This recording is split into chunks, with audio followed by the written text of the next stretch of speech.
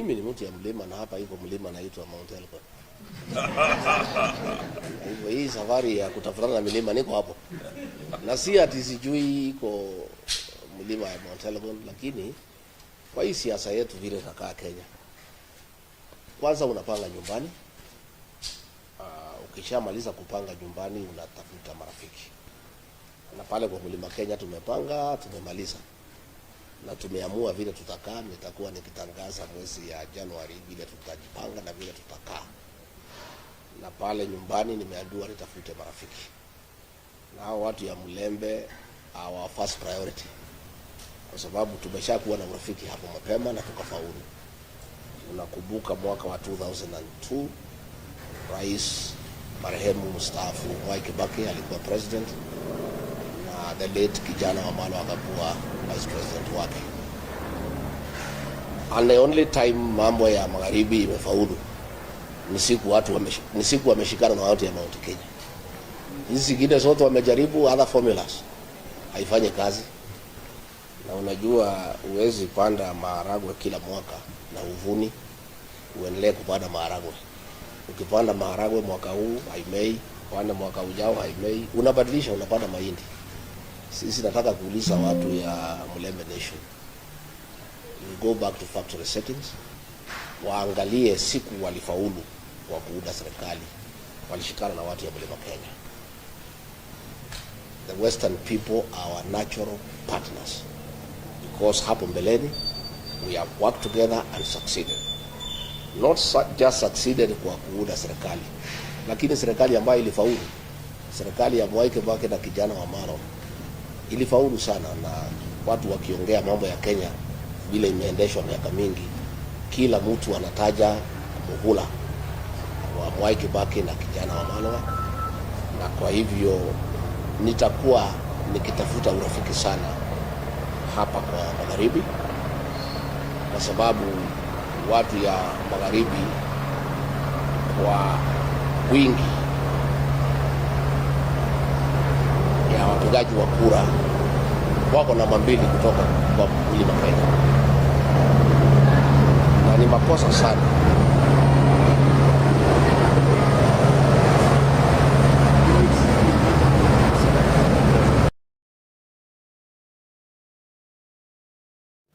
bila kupitia kwa broker. You have enough sons and daughters who are qualified to go to the national negotiation table to negotiate for the community without having to go through a broker. I don't know why a community as large as this one, with your numerical strength, with sons and daughters who are well educated, with professionals who have a lot of experience, why would you want to get into the national equation through a third party? It doesn't make sense to me. And that is my appeal to the people of this region, to be united.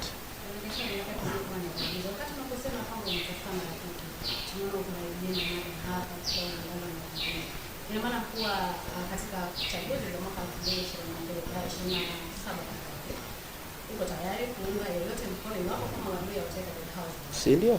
Sisi tutaongea. Unajua pale kwa meza tutaweka kila kitu pale kwa meza. Na watu ya Western, for them to have meaningful impact, first you must be united. Na msikubali. Why do you want to come through somebody else on the national table? Are you lesser? Are you the sons and daughters of a lesser God? Why would a community with 5 million votes go through a third party to go to the national negotiation table? Let this region be united. 5 million. Wale watu ya Lower Eastern wakiongozwa na Kalonzo Musyoka 4 million. Sisi pale tuko na karibu 9 to 10. Watu ya Coast wakuje, wengine wakuje, tuongee. Sisi hatusemi we have, tumeunga wengine mkono. Sisi tumeunga Rais William Ruto mkono unconditionally. Tuliunga yeye mkono unconditionally. And it's a great mistake that I made as a leader of that region, to go to support William Ruto without conditions and without a written agreement, because he has shortchanged us and thrown us out of government because we were not careful. And to give credit to your sons Musalia and Wetangula, at least they seem to have known him better. At least wali insist wapewe agreement, although it has not been honored, but it is there. Na ndio nilishangaa nikiwa accused pale ati mambo ya shareholding, wabunge ya Western wakinifukuza. Mimi nilikuwa natetea nyinyi mpate share yenu. Your share was 30%, you only got 3%. Sasa mimi natetea nyinyi mpate shares yenu. You are promised 1,000 kilometers of tarmac, not an inch has been put. Mimi nilikuwa naulizia nyinyi hiyo. Mlikuwa promise Nzoia, Mumias itakuwa revived. Nothing has been done. Pan paper, nothing has been done. Mambo ya irrigation, nothing. When I was saying we had an agreement ya shareholding, Wetangula and Musalia negotiated a 30% stake in the government. Not just their two positions. Walipopata hizo mbili wakanyamaza wakatosheka. Mimi nilikuwa napigania nyinyi. Kama mna rafiki watu ya Western katika Kenya hii na Rigathi Gachagua. When I was fighting for shares, yenu ilikuwa kwa karatasi imeandikwa. Mimi ya kwangu nilikuwa nipigania na kuna bahali imeandikwa. Ndio nilikuwa na shida mingi sana na William Ruto. Kwa sababu ananiruka ile tulikubaliana a gentleman's agreement. Lakini yenu is written. And I want to challenge Musalia and Wetangula. The 30% that was negotiated for Western Kenya, fight for it. Don't be cowards. It is there, it is written. So, kama muna rafiki, munaweza tegemea kwa hii Kenya na Rigathi Gachagua. I meant well for this region. Sasa wabunge wenu wakaambiwa ati mimi ni mkabila nauliza shares. Na ile shares nauliza ni yenu. Ile mimi nauliza yangu is not written anywhere. Rais anaweza ruka ama asiruke. Lakini yenu haiwezi rukwa. So, we are saying, let the Luhya nation be united. And I have told you, I have seen brilliant sons of this land. The Honorable Eugene Wamalwa, the Honorable Cleo Malala, Governor Tebea and others. Please, back them up by being united. Because if you are not united, they cannot be strong in a negotiation. But if they come fragmented, you can't make an impact. And that is why, for the longest, kura yenu yote imekuwa kwa mtu mwingine ndio ana negotiate naye. Raila ametumia kura yenu hapo kwa serikali, anatumia kura yenu anaenda AU. Kila wakati ametumia kura yenu. Why can't you just use your vote to negotiate directly? Mkuje muongee na wengine. So tafadhalini, let the community be united. Let the leaders who have shown they mean well for the community take the lead. Come, let us talk people who are like-minded and who mean well for this country. My name is Douglas.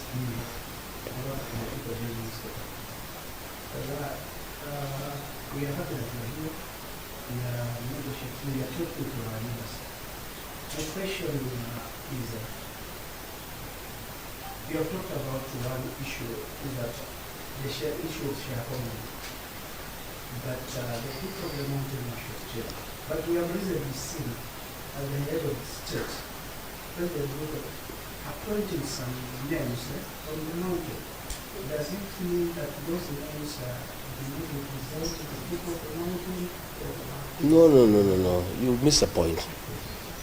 The people of the mountain, the people of Western, the people of Kenya do not need the positions. They are meaningless. What they need is tangible development. The people of the mountain had negotiated all the projects ambaye ilianzishwa na Rais Uhuru Kenyatta, hii serikali imaliza imekataa. We have negotiated a good business environment. The government has turned against the people, demolishing their houses, evicting them without notice. Those are the issues. Hao wamepatiwa kazi, hizo ni zao na familia zao. They are meaningless. You know, hata nyinyi, I don't think what you need are positions. What you need is 1,000 kilometers ambaye rais aliahidi atafanyia watu ya Western. Is the revival of Nzoia Sugar Factory, the revival of Mumias, issues of irrigation. How do we make sure the fertile soils of Western become meaningful to the people of this region? Because muko na rutuba nzuri sana, lakini we need roads. Tunataka barabara za rami, tunataka stima iunganishwe, tunataka madarasa ijengwe. Those are the real issues. Issues are not positions. And I can tell you, hiyo viti watu ya huko hata ikipeanwa ngapi, Hata kama umesoma mitandao wanasema hata ukifufua Dedan Kimathi umpatie kuwa deputy president. People cannot change. Because that's not what they want. People want development. Na nyinyi you have already an agreement. Muulize viongozi wenu hii agreement. Na nilitoa pale bunge. Ukitaka copy nitampatia. Muulize viongozi wenu hii agreement ya Western. Can it be honored? Sasa mnaambiwa the agreement has not been honored. Ati sasa Raila Odinga atahand nyinyi over kwa William Ruto. Sasa nyinyi mtakuwa ni jamii ya aina gani? Kwani nyinyi ni ile rire, ile ya kusunguka, ile ya kubeana kijiti? Sasa mmekuwa pale, Raila amesaidika, ameenda AU, amesema nyinyi mmenisukuma nimeenda AU, asanteni. Sasa kuanzia leo mimi siko, vile mlikuwa mnanifuata, mfuate huyu William Ruto. Nyinyi mtakuwa ni jamii ya aina gani? The second question,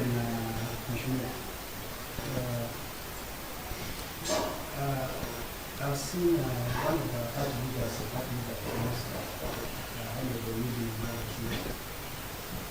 and you say that you are here for Christmas and for the short collaboration. And they say that you are smartly online. So one of the things that you are going to include 2026. Eugene Wamalwa is a great leader. But the greatness of a leader will be defined by the unity of purpose of where he comes from.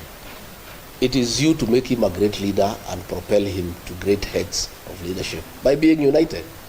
There is no way Eugene Wamalwa can be a great leader if you are still following Raila Odinga to show you political direction. Mtakuwa ni kazi gani mnafanya? You know, you have your own leaders who are qualified by any definition. He's been a cabinet minister for a very long time. He's seasoned. He's a great lawyer. But why would you want to follow another leader from another region to show you on your way to government? Why can't you go to the government directly?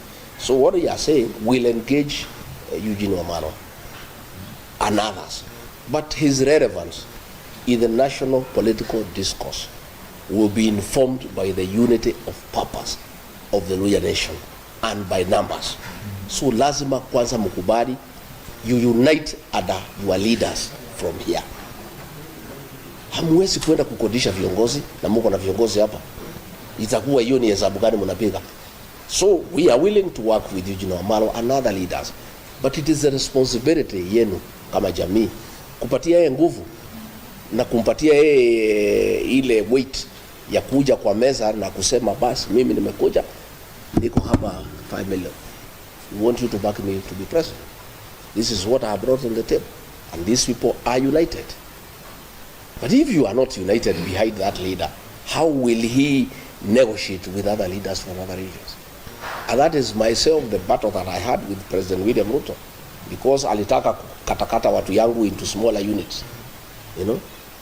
Anaweka Mount Kenya East hapo, anaweka hapo kando, anachukua Murang'a, anaweka hapo, nikamwambia haiwezekani. Sisi tulikupatia kura when you are united. If you want our votes, we'll give you when you are united. Anataka akatakate ndio atukalie, atutawale, tukue wakubwa wake. Hatuwezi kubali. So nyinyi na nyinyi, it is a time also to liberate yourself from the politics of Raila Odinga as a community. I'm not saying you cannot work with him, but why don't you first unite as a region? And if you have to negotiate with him, you negotiate from a position of strength as a community. But you cannot be under him. It is not possible. And that is what I refused President William Ruto. He wanted to be the leader of the Mount Kenya region. I said, you are the president of Kenya, lakini kwa jamii, there are leaders there ambaye utafanya kazi na hawa, but huwezi kuja direct kwa hawa. Lazima ukue na hao wamejipanga vizuri, ukitaka kuongea na hao uongee na jamii ambaye imeungana. And he did not want that because he knows when we are united, 8, 9, 10 million votes, we are very strong. And it is not possible to shortchange us. So you as a region, please be united and have your own identity as a region. Na msiambiwe na watu ati ni mambo ya Kenya, ati ni ukabila, oh we want all Kenyans to be united. You know, when I have listened to the president, when he's talking about Kenya being united, what he means is Kenya being united behind him. That is what he means. Hii akiongea ati mambo ya Kenya kuungana, what he means is behind him. Kenya is not at war with anybody. All communities are working together. the people of Mlembe and others, we are friends. There is nothing to unite us. It's you to unite as a region so that you go and engage other regions who are also equally united. So, kibarua iko kwenu, my friend from the people. As you speak, do you think that the mountain is one? Because most of the political analysts have said that the mountain is divided. Most of those analysts are not from that region. They don't understand that region. That region learned bitter lessons in the year 1992 and 1997, when, out of lack of experience, we fell into the machinations of President Moi and divided the region, some people behind Kibaki and others behind Matiba, and we lost. Since the year 2002, we have remained united all the time, and that is why we are always in government, and that is why we are going to be the next government. The mountain is one. In fact, we have even now, the Kamba people have come in as Mount Kenya South. The mountain is getting larger. Na ndio nataka hata nyinyi watu ya Mlima Elgon pia tuungane. You know, tukue watu moja so that we can make progress. You know? So those are people who are wishing that the mountain is divided so that they can manipulate us politically. I can assure you they will be sorry, they will be ashamed. The mountain will vote in one basket. To a man, 99% they'll vote in one basket. Hiyo ingine ati kugawanya, you can divide leaders. Those leaders ambaye wanatumika na rais kugawanya watu ya mlima, none of them can go home for Christmas. That tells you. Viongozi wako, they are divided. Some are in Mombasa, some are in Eldoret, others in Nairobi. None of them can go to the mountain because the mountain itself is solid. And it has said those are traitors to the community. They cannot go home because they are being used by the president to divide the community. And the community has refused. I want to ask the people of Western to have unity of purpose, to be one as Western region. The 4 counties, plus your diaspora in Nairobi and Mombasa, talk as one, put together 5 million votes, and agree to come out on the voting day. And I can assure you, if you do that, you will be in government for eternity. You will never be out of government. But if you continue being divided, and you continue dealing with national matters through proxy, through a third party, where will you go as a region? And don't you have competent sons and daughters who can lead this region? Why do you need a third party to lead your community? You can just come directly to the national table as the Luya nation and bargain and negotiate your stake in whatever government that will be formed directly without going through a third party. There is a question about impeachment. Considering the laws that the impeachment are true, and you are the leader of the mountain, and it's likely that you might not be a leader of the political or public office for another 10 years. Are you considering wanting any other person to push your agenda or your agenda on the table, or you are going to challenge that in court? I think let's cross the bridge when we reach there. The matter is in court and is ongoing. And irrespective of the outcome, I'm a leader in this country. And I have my own following, which has not been affected by the impeachment. The people of Kenya never impeached me. It's just a few MPs who are given money, senators. That is it. But I still have a large following. I have people who depend on me for political leadership. And there are many Kenyans who can lead. I don't have to be in office. Okay? There are many Kenyans, and I'm not a selfish person. I am somebody who is open-minded. What we want is the best for this country. And we have many leaders, including the ones from Western Kenya, who can lead this country. You know, and we cannot, I don't want to say what will happen in court. We have a court case, and we think the court will give us justice that is favorable to us. But it doesn't matter whatever it is that we are talking to the people, and the people are listening to us. And they are not listening to me because I am in office. I'm not in office. They are listening to me because I have something to offer, you know. And if I was as useless as the ones we pitched us wanted us to be, they will not be following me all over and disrupting my meetings.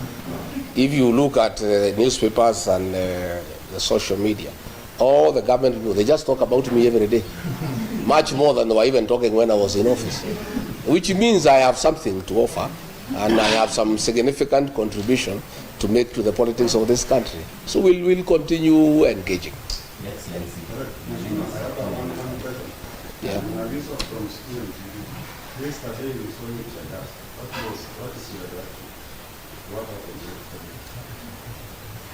You know, we have a desperate regime that has lost favor with the people of Kenya. Desperate people do desperate things.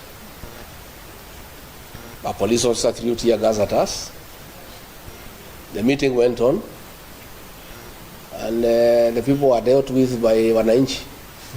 You know, Wananchi are protecting our meetings. Our Wananchi will not allow that kind of nonsense anywhere. So the meeting still went on. Nothing stopped the meeting. These are just desperate people. They have nothing to offer the people of Kenya.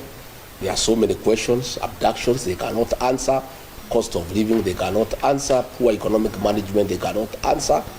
They are left to desperate acts of trying to stop our meetings. In fact, those acts of trying to stop our meetings make the people more agitated by the government, and they become very rebellious. So to us, it's neither here nor there. It's just an act of desperation by a regime that has lost credibility, that has lost legitimacy, that has lost the goodwill of the people of Kenya. And when people are desperate, they are allowed to do desperate things. Excellency, there are those who say that the attacks are planned by the people so that we can put sympathy. Do you want to believe that kind of thing? Do you want to believe anything this government is saying? They say there are no abductions. President said more than 5 times there are no abductions. He seems to have changed his mind and said he is going to stop the abduction. So if he's going to stop the abductions, who was doing them? Do you believe anything these people say? These people will say anything. They are not believable anymore. People are tired of lies, you know, and everything is there. It's on video. People can see what was happening. A fellow was arrested last night. The Inspector General of Police ordered that he be released unconditionally because they were behind it, and he's a police officer. But those are desperate acts. They change nothing. They just pick the people more a burden. Just on that, you have been claiming that he's after your life. Who else do you think will be after my life? The answer is you all know the answer. I did not add anything more. On matters of action, you had said that Yes. Yes. I said they need to dismantle that unit. I didn't want to name the building because there are people there doing businesses, and you'll be putting that building and the people in that building into danger. I'm giving the government time to dismantle that unit on the 21st floor of that particular building. I said the officer is called Abel. He is a cousin to somebody very senior in this administration. The cousin now knows that we know him. So I have a feeling, I'm not sure, that the decision by the president to admit that the abductions and he'll stop them are quite informed by what I said, because we are getting nearer to the truth. So, but since the president spoke now, it's almost 64 hours. The people have not been released. We would like these young people to spend the new year with their families. So Mr. President, you said utakomesha, lakini hawa watoto bado hufika nyumbani. Order their release from wherever they are. Waende nyumbani, wakae na wazazi wao, washerekee mwaka mpya. You know, the parents are in anguish, they are in agony. Kusema utakomesha is not enough. You need to actually do it by having those young people released. And as I said, it doesn't matter how many people you abduct, it doesn't matter how many meetings you disrupt, unless the president deals with the issues that have made the people of Kenya very angry is wasting his time. Even if you abduct the whole country, as long as those issues are outstanding, and they have everything to do with poor economic management, theft of public funds, corruption, state capture, and lack of respect for the people of Kenya. Hii kutukana watu wa Kenya, kusema wako na mapepo, calling them stupid, those are the issues that you have to deal with. Even if you abduct young people, it will not solve any problem. It will not. Maybe you have seen the maybe you have a picture about abduction, and you see not only many people who are lost confidence in this group that you had before, and you likely to be here now that no one believes this guy. There is a tendency tell parents are going to stop abductions, but take responsibility for your children. You will stop. So the president is speaking from both sides of the mouth. He needs to just address abductions. That is what is the work of government. How people bring up their children, I think the president leave parents to take care of their children the way they know. We don't want too much government into people's lives. The president even wants to tell parents how to bring up their children. I mean, surely, it's lack of respect for the people of Kenya. Nikosea watu heshima. Unataka kuniambia vile mimi nitalea mtoto yangu? Rais tumekuchagua utengeneze uchumi, sio kutuambia vile tutalea watoto. These children have no problem. They are just pointing out the ills in society. And let me ask the young people, let me take this opportunity when I'm here in Kakamega County to tell our children, the Gen Zs, the millennials, what you are doing is very good on social media. But it's not enough. These young people, because they have shown patriotism and commitment to liberate our country through the power of the online space, I want to plead with them to go a step further, to take IDs and register as voters. This young generation will sort out the political problems of this country once and for all in 2027. I want to appeal to them wherever they are, that they are doing a good job.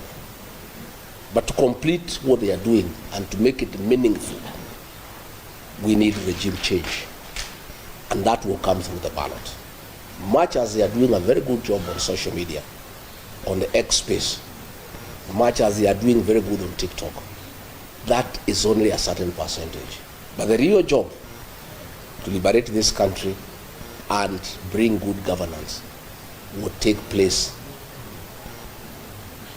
in August 2027. And the young people, who are the majority, have a huge responsibility to sort out this country for us and for themselves, because they are the future of this country. They must register as voters, they must take IDs, and they must leave their homes by 3 a.m. on election day and queue and sort out this country once and for all. That is my New Year message to our young people. That is my plea to them, that we are very happy with what they are doing. They are very courageous, they are very patriotic, but that is not enough. They must go a step further.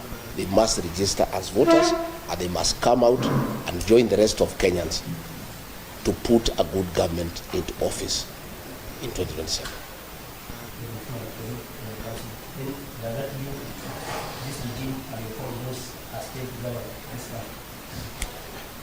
I think you have the answer. If you listen to the people of Kenya, it's an answer I don't need to tell you. You can hear what everybody is saying. Everybody is disappointed that all the promises that were given have turned out to be lies. And bad as it is to lie on those promises, we continue lying to the people more and more. You have seen the things that are going on in the health sector. You have seen the housing program. That housing program has nothing to do with houses for the people of Kenya. It's about business. Very senior people in government have shares in a company that is manufacturing cement, steel, and iron sheets. And that is why the government wants this housing program to go on. That is why there is a housing levy to get enough money so that the people in the housing department, they force the contractor to sign a subcontract for the supply of cement, steel, and iron sheets with a company where very senior people in this government have shares. That is why if you look at clinker was being imported and cement was retailing at 600 shillings. Because of conflict of interest, senior officials in this administration have shares in a company that is manufacturing clinker. And therefore, they stopped the importation of clinker and said clinker will be manufactured here locally. As a result, the price of cement shot from 600 to 900. That 300 shillings, people in government are having a part of it. So you find decisions are being made, not in the national interest, not in the interest of the country, but because of business interests by people in government. And that is where the housing program is being forced down the throats of Kenya. People are saying we don't want, we can put our own houses. The work of government is not to build houses, it's to give services, water, electricity, sewage, roads, security, good business environment. The work of putting up houses is for the private sector. But because of vested interest in the building sector, where people have acquired shares in companies that sell cement, steel and mabati, the government forces the people of Kenya to give money for that program to continue so that they can continue enriching themselves by doing business in those items that are being used in the housing program. No, I wish to know whether it starts when former president and the current president comes, and as a result, the allies of the former president and the rest have been brought into government. Does it disturb you? Why would I? Yeah. Why would it disturb me? Since those people came into government, has the prices of unga gone down? Have abductions stopped? Nothing. I'm not disturbed. I'm not even bothered. It's not even. It's a non-issue as far as I'm concerned. And change of ministers in this government is musical chairs. And I said when I had an interview with NTV, it's pointless. The president makes all the decisions himself. So even if you keep on changing ministers, you bring so and so, you move. It's a game of musical chairs. It has no impact into the overall management of the affairs of this country because all the decisions are made by the president. So it doesn't matter. It matters less who is minister and who is not. Does that mean that also you are because he also has his own share? Well, I have not heard President Uhuru Kenyatta says he's interested in leading this country. He's retired. So I don't know how would be overlooking him because he's a retired president. We have not seen him participate in politics.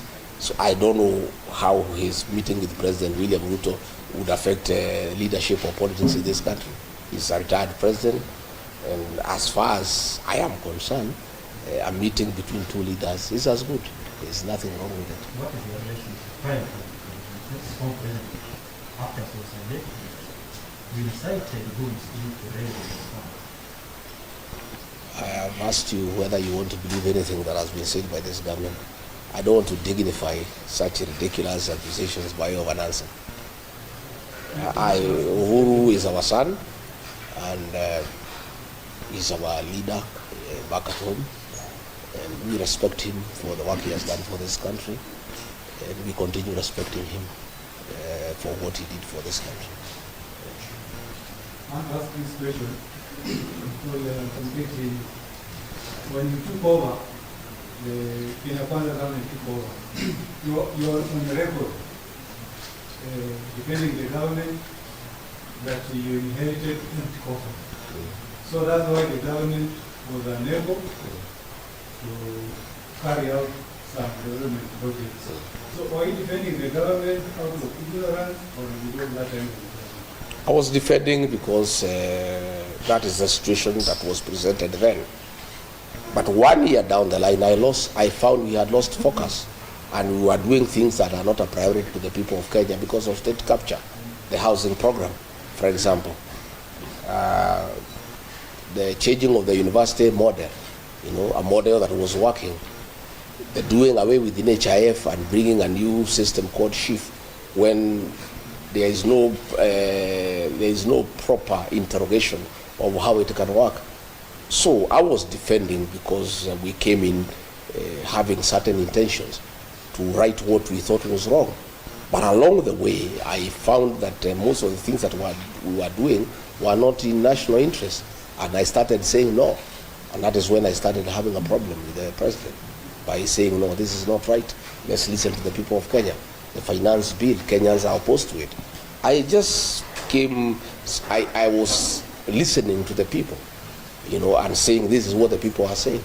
And that is where we started having disagreements, because I was insisting that we must listen to the people of Kenya and follow what they are saying. Namshukran Mheshimiwa Rigathi Gachagua, naitwa Sajida Javan kutoka Dubai FM Radio hapa Kakamega.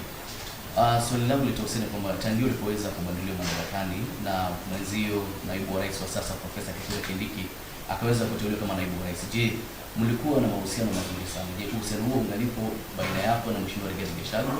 Swali la kwanza. Swali la pili, alipoteuliwa katika siku ya kuapisha pale KICC, Rais William Ruto alisikika akisema kwamba hakuwa na yule msaidizi wa kumsaidia kuweza kuelimisha Wakenya kuhusiana na miradi ya serikali. Tayari ushataja baadhi ya ajenda za serikali ya Kenya Kwanza. Je, kuweza kujua kuhusiana na miradi hii na baadaye tukapata sakata mbalimbali kama vile Adani, ni kipi ambacho ulikijua ambacho Wakenya hawakujua? Yes, I heard the president say that he was lonely at the presidency because there was nobody helping him to defend government programs. That is true.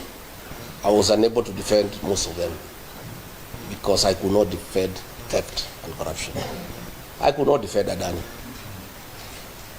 So I was unable to talk about the housing program because when I listened to the people of Kenya, they didn't think it's a priority.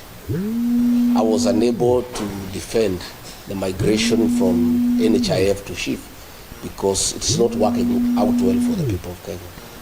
Why I could not do it is because I was elected. I was not answerable to President William Ruto. I was answerable to the people of Kenya.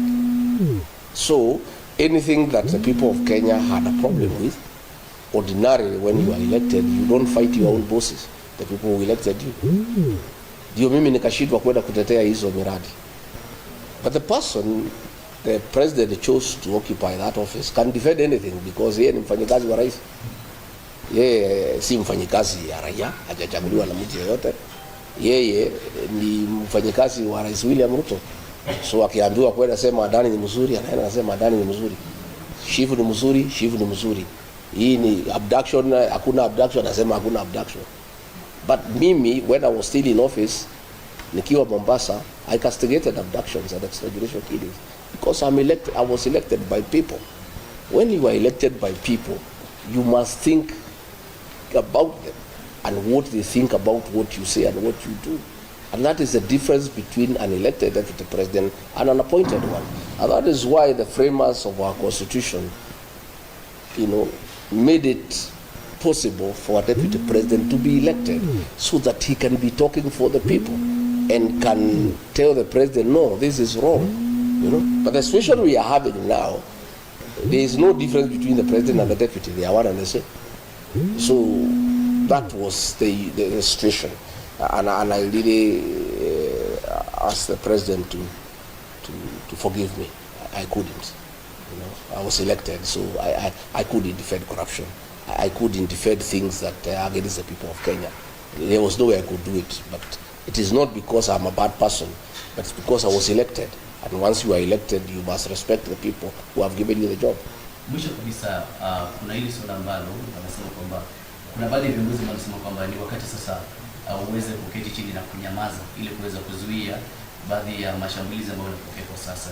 Na kauli ya mwisho pia nitakuuliza kuhusiana na kuna mpango wa serikali kuweza kuleta ile vaccination ya mifugo mwaka ujao. Kauli yako.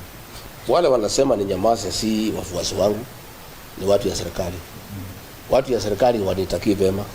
So ukisikia wakikwambia unyamaze, ujue unafanya ile kitu nzuri, unaendelea. Because if they meant well for me, they would not have removed me from office. Why are they bothered? If I keep quiet, I am better off. Then why should they wish me well? Yeah, I cannot keep quiet because there are many issues to talk about. We cannot keep quiet when the people of Kenya are suffering, when our children are being abducted, when people are being overtaxed. We must speak because we are leaders. And I was not just speaking because I was in office, because I'm a leader in this country. I was elected by the people. I must speak for them. Mambo ya vaccination tunauliza serikali ni sawa, lakini huwezi lazimisha chanjo kwa nguvu. Chukua muda uende ueleze wafugaji faida ya hiyo chanjo, na wakikubali chanjo itaendelea. Wakikataa, ukubali wamekataa kwa sababu ng'ombe ni yake, na huwezi lazimisha mtu kuhusu mambo ya ng'ombe yake. Ng'ombe ni yake, yeye ndiye mwenye kununua, yeye ndiye mwenye kulisha. The cow is this. You cannot do things by force. If you find people are saying no, don't insist. Listen to them. If they say they want the vaccination, go ahead. If they say they don't want, stop it. Kenya is a democracy, and that is why we have a constitution, and it allows people freedom of choice to decide what you want. And you cannot interfere with people's private lives. The cow is mine. I bought it. I'm the one who feeds it. I do what I want with my cow. The government cannot force me to vaccinate my cow if I am not interested, or if you are not convinced me that is the right thing to do. Ile kitu iko inasumbua Kenya hii ni kiburi. Ni kulazimisha watu. Inataka kulazimisha watu kila kitu kwa nguvu. Hiyo ni mambo ambayo yamesakadi imepitwa na wakati. Ndoa yako na Rais William Ruto kwa nini wengi sana tulikuwa tukiendea mchana. Na baadaye kidogo wengi wakawa wanasema kwamba kile kitu ambacho kilifanya ukaondolewa mtakani ni jenzi maandamano ya jenzi. Wengi wanasema kwamba you have been kindly, you have been funding jenzi protest visitor. Sifikiri hiyo ni sababu ya ukweli. It's not true. I defended Gen Z when the president called them criminals because I don't think they are criminals. I think they are our sons and daughters, and I think they are legitimate concerns. The fact that I defended them does not mean that I sponsored them or funded them, or I'm their leader. And by the way, I wouldn't mind being their leader politically. If the Gen Z are behind you, you are very strong politically. It's the wish of any leader in this country for Gen Zs to be behind you. So it's a good wish for me. If the Gen Z can agree to be behind me, I'll be a very happy person.